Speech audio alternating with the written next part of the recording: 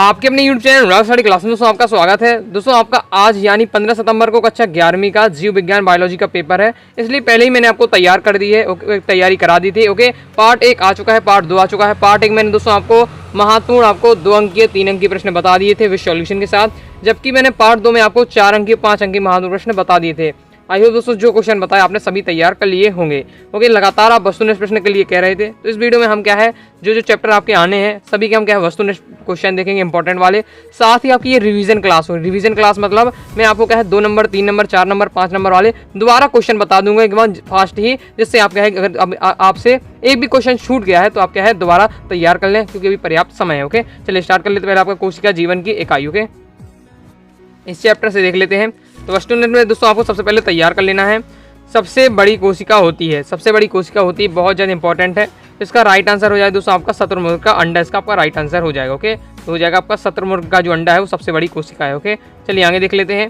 Next दोस्तों आपको तैयार करना है जीवाणु में राइबोसोम डेस प्रकार के होते हैं, तो कितने 70 एस प्रकार के होते हैं। ओके, 70 और एस प्रकार के होते हैं। ओके, चलिए इसके क्वेश्चन देख लेते हैं। क्वेश्चन में दोस्तों आपको तैयार कर लेना है, बहुत ज़्यादा इंपॉर्टेंट है। कोशिका को परिभाषित कीजिए, इससे तैयार कर ले 2 नंबर पक्का हो जाएंगे। ओके, तो आपको तैयार कर लेना है, कोशिका को परिभाषित करना है। ओके, इसके बाद आगे देख लेते हैं। आगे दोस्तों आपको केंद्रक के कार्य तैयार कर लेना है, बहुत ज़्यादा इंपॉर्टेंट है। ओके, 2 नंबर से क्वेश्चन आना है तो 2 आपको तैयार कर लेना है केंद्रक के कार्य, ये आपका दिया हुआ है, स्क्रीनशॉट आप ले लीजिए। ओके, इस प्रकार से अपने कंप्लीट हो जाता है। चलिए आगे देखते चलिए, जो चैप्टर क्वेश्चन मेरे सामने आते जाते हैं मैं आपको बता दे जाऊँगा। ओके, नेक्स्ट आपको तैयार कर लेना है 3 नंबर के लिए आपका प्रोकैरियोट व यूकैरियोट कोशिका में कोई 3 अंतर। 4 याद कर लिए, 4 नंबर में आपसे पूछा जा सकता है। ओके, तैयार कर लिया प्रोकैरियोट व यूकैरियोट कोशिका में कोई 3 अंतर। ओके, तो ये आपका ये दिया हुआ फास्ट स्क्रीनशॉट आप ले लीजिए। और मैंने आपको क्या है पार्ट 2 में पार्ट 1 में अगर आपने देखा होगा सब बेहतरीन तरीके से आराम से समझाया है, इसकी शॉर्ट आप फिर भी ले सकते हैं। अगर आपने अभी तक इन क्वेश्चन को तैयार नहीं है तो तैयार कर लीजिएगा। ओके, 5 से 6 पॉइंट आपको अच्छे से तैयार कर लेना। 4 नंबर में 4 पॉइंट लिखिएगा, 5 नंबर में जितना भी नंबर पे आए उतने आपको पॉइंट लिख देना है। ओके, लेकिन आपको क्या 6 से तैयार कर लेना है। ओके, ये आपका कंप्लीट हो जाता है। नेक्स्ट दोस्तों आपको तैयार करना है पादप व जंतु कोशिका में अंतर, बहुत ज़्यादा इंपॉर्टेंट है पादप और जंतु कोशिका में आपका अंतर। ओके, तो 3 आपको अंतर अच्छे से तैयार कर लेना है, ये आपका पूरा सॉल्यूशन आपका दिया हुआ है, फास्ट स्क्रीनशॉट ले लीजिए। अब दोस्तों हम चलते हैं नेक्स्ट चैप्टर जैवाणु से वस्तुनिष्ठ प्रश्न देख लेते हैं।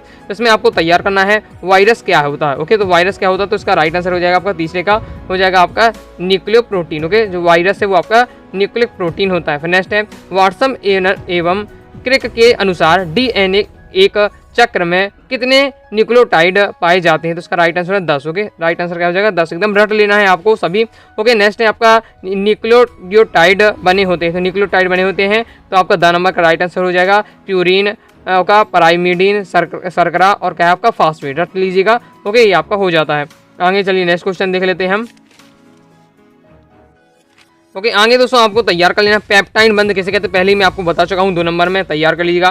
पेप्टाइन बंध किसे कहते हैं, बहुत ज़्यादा आपका इंपॉर्टेंट है आपका। ओके, चलिए आगे देख लेते हैं। आगे दोस्तों आपको नेक्स्ट तैयार करना है प्रोटीन के 3 कार्य, एकदम रख लीजिएगा। 3 नंबर में आपका आ सकता है प्रोटीन के 3 कार्य लिखिए। ओके, 4 नंबर में भी 3 नंबर 4 नंबर जितने आए तो आपको 4 पॉइंट आपको इसके तैयार कर लीजिएगा। ओके, फास्ट इसका स्क्रीनशॉट ले लीजिए प्रोटीन के कार्य। ओके, बहुत ज़्यादा आपका इंपॉर्टेंट है। चलिए आगे देख लेते हैं। आगे दोस्तों आपको नेक्स्ट तैयार करना है कार्बोहाइड्रेट के आपको कार। ओके, जैसे प्रोटीन के कार आपने आपको तैयार किए हैं, इसी बार आपको कार्बोहाइड्रेट के कार तैयार कर लेना है। ओके, तो ये आपके ये दिया हुआ है कार आपको तैयार कर लेना। ओके, कार आपकी यहाँ दी हुई है, ये आपके दी हुई है। ओके, तो आपका प्रोटीन का ज़्यादा महत्वपूर्ण है। ओके, तो प्रोटीन के आप कार तैयार कर लीजिएगा। कार्बोहाइड्रेट करना चाहे तो इसका भी तैयार कर सकते हैं, ये आपके कार्य दिए हुए हैं। ओके, इसके बाद दोस्तों आपको नेक्स्ट तैयार करना बहुत ज़्यादा इंपॉर्टेंट है आपका DNA और RNA में अंतर। ओके, पिछली वीडियो मैंने आपको तालिकाबद्ध बताया था, उससे आप तैयार कर सकते हैं। ओके, बाकी इसमें थ्योरिकल दिया हुआ है, लेकिन रट के जाइएगा DNA और RNA में अंतर, बहुत ज़्यादा इंपॉर्टेंट है। ओके, 3-4 नंबर का क्वेश्चन आएगा, आप पक्का कर पाएंगे, तो याद कर लीजिएगा DNA और RNA में आप अंतर। ओके, चलिए आगे नेक्स्ट क्वेश्चन देख लेते हैं। आगे दोस्तों आपका प्रकाश संश्लेषण वाला चैप्टर आना है, तो इससे देख लेते हैं। इसमें आपको तैयार कर लेना है केल्विन चक्र का प्रथम उत्पाद है। केल्विन चक्र का प्रथम उत्पाद है 3 फास्फोग्लिसरस अम्ल। ओके, ये हो जाएगा एक आपका A नंबर का। ओके, नेक्स्ट है आपका C3 चक्र को डेस नाम से भी जाना जाता है, तो C3 चक्र को केल्विन चक्र के नाम से भी जाना जाता है। फिर नेक्स्ट है क्रॉज संरचना। ओके, क्रॉज रचना डेस पौधों में पाई जाती है, तो क्रॉज रचना पाई जाती है आपके C4 पौधों में, तो C4 पौधों इसका राइट आंसर हो जाएगा। नेक्स्ट है विश्व में सबसे अधिक मात्रा में पाया जाने वाला एंजाइम डेट डेट है, तो इसका राइट आंसर हो जाएगा आपका रुबिस्को इसका आपका राइट आंसर हो जाएगा। तैयार कर लीजिएगा, इस प्रकार से अपना कंप्लीट हो जाता है। ओके, नेक्स्ट दोस्तों आपको तैयार कर लेना है प्रकाश संश्लेषण। ओके, प्रकाश संश्लेषण की परिभाषा लिखिए, बहुत ज़्यादा इंपॉर्टेंट है। पहले ही मैं दोस्तों आपको 2 नंबर में बताया था, तैयार नहीं किया है तैयार कर लीजिए, पूरा आपको एकदम इसी तरीके से एकदम रट लेना है। फॉर्मूला शायद लिखेंगे 2 नंबर आपके इसमें पूरे पक्के आपके हो जाएंगे, कंप्लीट हो जाता है। चलिए आगे नेक्स्ट देख लेते हैं। आगे दोस्तों आपको नेक्स्ट तैयार करना है किन्हीं 3 प्रकाश संश्लेषी वर्णों के नाम। ये आपके यहाँ दिए हुए, एक लाइन ये उत्तर है, फिर ये आपके ये दिए हुए। ओके, इसका क्या है स्क्रीनशॉट आप ले सकते हैं। नेक्स्ट दोस्तों आपको लॉन्ग में तैयार कर लेना है, आपका 4 नंबर या 5 नंबर में ये क्वेश्चन आएगा, C3 व C4 पौधों में अंतर।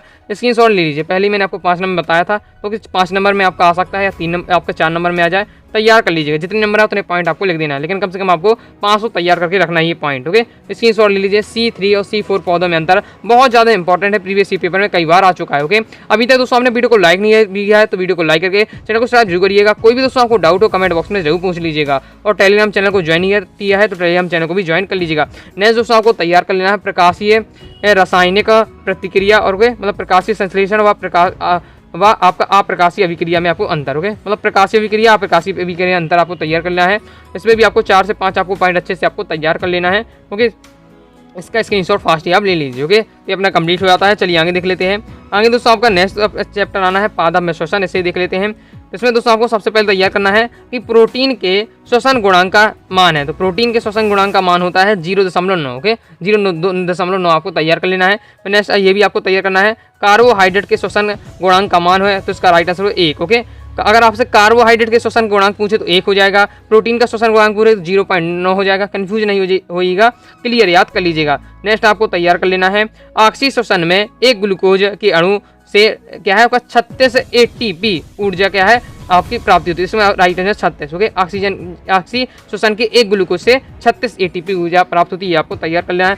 नेक्स्ट आपको कार्बोहाइड्रेट का श्वसन आपको बताई दिया है। ओके, कितना होता है 1 होता है श्वसन गुणांक। ओके, कार्बोहाइड्रेट का, और प्रोटीन का कितना होता है श्वसन गुणांक 0.9 होता है। ओके, नेक्स्ट आपको तैयार कर लेना बहुत ज़्यादा इंपॉर्टेंट 2 नंबर में आपका श्वसन गुणांकों के अनुपात को स्पष्ट कीजिए, ये परिभाषा दी हुई है। अगर आपसे पूछ ले श्वसन गुणांक को स्पष्ट कीजिए, श्वसन गुणांक अनुपात को स्पष्ट कीजिए, वही है, इसका स्क्रीनशॉट आप फास्ट ही ले लीजिए। ओके, तो इस प्रकार से अपना कंप्लीट हो जाता है। चलिए आगे देख लेते हैं। आगे दोस्तों आपको नेक्स्ट तैयार करना है ऑक्सी श्वसन को स्पष्ट कीजिए। ओके, ऑक्सी श्वसन के बारे में बताना है। एक लाइन आपकी ये दी हुई, इसके आगे आपका ये दिया हुआ है, फास्ट इसका भी स्क्रीनशॉट ले लीजिए, तो ये आपका हो जाता है ऑक्सी श्वसन को स्पष्ट आपने कर दिया। ओके, नेक्स्ट दोस्तों आपको तैयार करना है, ये भी मैं आपको बता चुका हूँ 3 नंबर के लिए बहुत ज़्यादा महत्वपूर्ण है, किण्वन क्रिया के 3 महत्व लिखिए। ओके, तो ये दिया हुआ है किण्वन क्रिया के 3 महत्व, फास्ट इसके स्क्रीनशॉट ले लीजिए। पहले ही क्वेश्चन बता चुका हूँ मैं, आपको केवल रिवीजन करा रहा हूँ। नेक्स्ट दोस्तों आपको तैयार कर लेना है लॉन्ग में आपको 4 नंबर 5 नंबर आपको क्वेश्चन आ सकता है ग्लाइकोलाइसिस व कैब्र चक्र में अंतर। ओके, तो फास्ट इसका भी स्क्रीनशॉट ले लीजिए, आपका दिया हुआ है ग्लाइकोलाइसिस व कैब्र चक्र में अंतर, फास्ट इसका भी स्क्रीनशॉट ले लीजिए। ओके, इस प्रकार से अपना ये क्वेश्चन कंप्लीट हो जाता है। डिटेल से आराम से पढ़ना चाहते हैं पार्ट 1 और पार्ट 2 में मैंने आपको समझाया है डिटेल से सभी चैप्टर। ओके, चलिए आगे देख लेते हैं। आगे दोस्तों आपका नेक्स्ट चैप्टर आना है श्वसन तथा विमीय आपका गैसीय विमीय। ओके, इसे भी देख लेते हैं। तो इसमें आपको तैयार कर लेना है कि हीमोग्लोबिन है उसमें कौन सा तत्व पाया जाता है। हीमोग्लोबिन में आयरन पाया जाता है, आयरन का अगर फॉर्मूला से लिख किया तो Fe हो जाता है आपका, इस प्रकार से। ओके, तो आपको Fe पाया जाता है, मतलब आयरन पाया जाता है। नेक्स्ट दोस्तों आपको तैयार करना है फेफड़ों की संरचनात्मक एवं क्रियात्मक इकाई है, तो फेफड़ों की संरचनात्मक एवं क्रियात्मक इकाई क्या है, तो कूपिका है, इसका राइट आंसर आपका हो जाएगा। फिर नेक्स्ट आपको तैयार कर लेना है मछलियों में श्वसन डैश के द्वारा होता है, तो मछलियों में जो श्वसन होता है वो क्लोम या गलफड़ी के द्वारा होता है। क्लोम भी आप लिख सकते हैं, गलफड़ी भी लिख सकते हैं। ओके, आप समझ चुके होंगे। नेक्स्ट है कंठ के ऊपर ढक्कन नुमा संरचना डैश कहलाती है, तो ढक्कन नुमा संरचना कहलाती है, तो इसका राइट आंसर हो जाएगा आपका एपिग्लोटिस ग्लोसिस, इसका राइट आंसर हो जाएगा एपिग्लोटिस, इसका राइट आंसर आपका हो जाएगा। नेक्स्ट है ओके डैश क्रिया में वायुमंडलीय वायु को फेफड़ों के अंदर लिया जाता है, तो 5वें का राइट आंसर हो जाएगा अंतःश्वसन। ओके, तो इस प्रकार से अपने यहाँ कंप्लीट हो जाता है। नेक्स्ट आपको तैयार कर लेना है एक स्वस्थ मनुष्य में प्रति मिनट कितनी बार श्वसन होता है, तो प्रति मिनट में कितनी बार श्वसन होता है, तो इसका राइट आंसर हो जाएगा आपका 16 से 20। ओके, 16-20 आपको लिख लेना है। नेक्स्ट है आपका हीमोग्लोबिन, तो ये आपका हीमोग्लोबिन रक्त में पाया जाता है, या हीमोग्लोबिन आपका O2 का परिवहन करता है। इस प्रकार से आपकी जोड़ी होंगी तो आपसे बनी जाएंगी। ओके, जोड़ी से संबंधित। नेक्स्ट दोस्तों आपको इसमें तैयार कर लेना क्वेश्चन की बात करें 2 नंबर के लिए क्या है फुम्फुस वर्णीय द्रव्य के 2 कार्य लिखिए, बहुत ज़्यादा इंपॉर्टेंट है आपका, तैयार कर लीजिएगा। फुम्फुस वर्णीय द्रव्य के 2 कार्य लिखिए। ओके, स्क्रीनशॉट आप इसका फास्ट ले लीजिए, ये अपना कंप्लीट हो जाता है। नेक्स्ट दोस्तों आपको तैयार कर लेना है जैव क्षमता से क्या समझते हैं, इसका भी स्क्रीनशॉट ले लीजिए। ओके, मानव में होने वाले श्वसन संबंधी 2 रोग ये आपको तैयार कर लेना है, और जैव क्षमता से आप क्या समझते हैं इसे आपको तैयार कर लेना है, स्क्रीनशॉट भी आप ले सकते हैं। चलिए दोस्तों आगे देख लेते हैं। आगे दोस्तों आपको नेक्स्ट तैयार कर लेना है, लॉन्ग के लिए बता रहा हूँ। ओके, लॉन्ग के लिए आपको तैयार करना है, मतलब 4 नंबर या 5 नंबर में अंता श्वसन व निश्वसन में कोई 5 अंतर लिखिए। 5 आपको तैयार कर लेना है, 5 नंबर में आ सकता है, 3 नंबर में भी, 4 नंबर में आ सकता है। तो जितने नंबर में आओ उतने पॉइंट आपको लिख देना है। बाकी स्क्रीनशॉट आप ले लीजिए। अंता श्वसन और निश्वसन में 5 अंतर। ओके, ये दिया हुआ है, स्क्रीनशॉट ले लीजिए। इसके आगे आपका ये दिया हुआ है, इसका भी क्या है, फास्ट स्क्रीनशॉट ले लीजिए। कंप्लीट कर लीजिएगा, ये पर्याप्त समय है। ओके, अपना ये कंप्लीट हो जाता है। चलिए आगे देख लेते हैं। आगे दोस्तों आपका नेक्स्ट चैप्टर आना है शरीर द्रव परिसंचरण वाले चैप्टर से। इसमें देख लेते हैं। इसमें आपको दोस्तों तैयार करना है पेरिकार्डिया द्रव का कार्य है। तो पेरिकार्डिया द्रव का कार्य है आपका हृदय को सूखने व बाहरी धक्कों से रक्षा करना। ओके, तो पेरिकार्डिया द्रव का कार्य होता है हृदय को सूखने व क्या है बाहरी धक्कों से उसकी क्या है रक्षा करना। ओके, आई होप आप समझ चुके होंगे। चलिए आगे देख लेते हैं। आगे दोस्तों आपको बहुत ज़्यादा इंपॉर्टेंट है। पहले मैं आपको 2 नंबर वाले में बताया था लसिका के 2 कार्य लिखिए, ये आपका दिया हुआ है 2 कार्य, स्क्रीनशॉट लीजिए। इसके आगे आपका ये दिया हुआ है। इसके बाद दोस्तों आपको नेक्स्ट तैयार करना है रक्त के 2 कार्य, ये आपका दिया हुआ है रक्त के 2। तो लसिका और रक्त के 2 कार्य जरूर याद कर लीजिएगा, कोई भी आ सकता है आपका। आगे देख लेते। आगे दोस्तों आपको लॉन्ग में तैयार करना है खुले व बंद संवहन तंत्र के आपको अंतर लिखना है। ओके, तो उसका भी आपका सॉल्यूशन आपका ये दिया हुआ है। सभी सिलेक्टेड क्वेश्चन है। ओके, प्रीवियस पेपर में आ चुके हैं, तैयार कर लीजिएगा। तो स्क्रीनशॉट आप ले लीजिए। ओके, आपका खुले और क्या है संवहन और क्या है बंद संवहन तंत्र में आपको अंतर बताना है, ये आपका दिया हुआ है, स्क्रीनशॉट ले लीजिए। कंप्लीट हो जाता है। चलिए आगे देख लेते हैं।